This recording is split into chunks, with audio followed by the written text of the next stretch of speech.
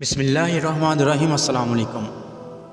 پرانے زمانے میں بنی اسرائیل کا ایک بادشاہ تھا جو کافر ہونے کے ساتھ ساتھ بہت ظالم بھی تھا، جو لوگوں کو خنزیر کا گوشت کھانے پر مجبور کرتا تھا، اور جو آدمی انکار کرتا تو اسے سخت سزائیں دے کر ہلاک کروا دیتا۔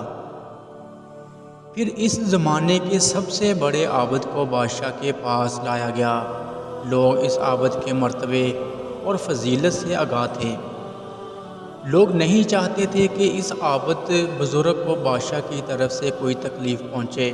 چنانچہ ایک سپاہی نے عابد سے کہا، آپ مجھے ایک بکری کا بچہ ذبح کر کے دے دیں، جب بادشاہ کہے گا کہ اس عابد کے سامنے خنزیر کا گوشت رکھیں تو میں وہی بکری کا گوشت آپ کے سامنے پیش کروں گا۔ بادشاہ یہ سمجھے گا کہ آپ نے اس کی خواہش کے مطابق خنزیر کا گوشت کھا لیا، اور اس طرح آپ بھی ہلاکت سے محفوظ رہیں گے۔ عابد نے بکری کا بچہ ذبح کر کے اس کا گوشت سپاہی کو دے دیا۔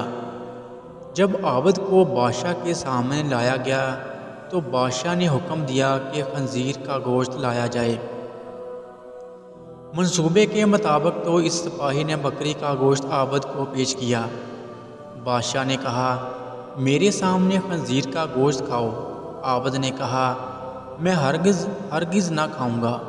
یہ سن کر سپاہی نے اشارے سے بتایا کہ یہ وہی بکرے کا گوشت ہے جو آپ نے دیا تھا، آپ بلا جھجک کھا لیں۔ لیکن عابد نے بادشاہ کے سامنے وہ گوشت کھانے سے انکار کر دیا۔ ظالم بادشاہ نے سپاہیوں کو حکم دیا کہ اسے قتل کر دیں۔ جب عابد قتل کے لیے لے جانے لگے تو وہی سپاہی قریب آیا اور کہا، آپ نے گوشت کیوں نہ کھایا؟ باخدا یہ وہی گوشت تھا جو آپ نے دیا تھا۔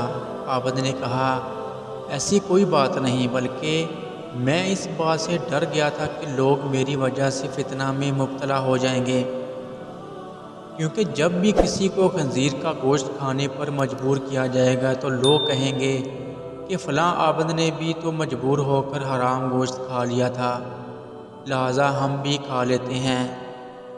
اس طرح لوگ میری وجہ سے بہت بڑے فتنے میں مبتلا ہو جائیں گے، اور میں لوگوں کے لیے فتنہ ہرگز بننا نہیں چاہتا ہوں۔ یہ کہہ کر وہ عابد خاموش ہو گیا، اور جلاد نے اس کا سر تن سے جدا کر دیا۔ اللہ حافظ۔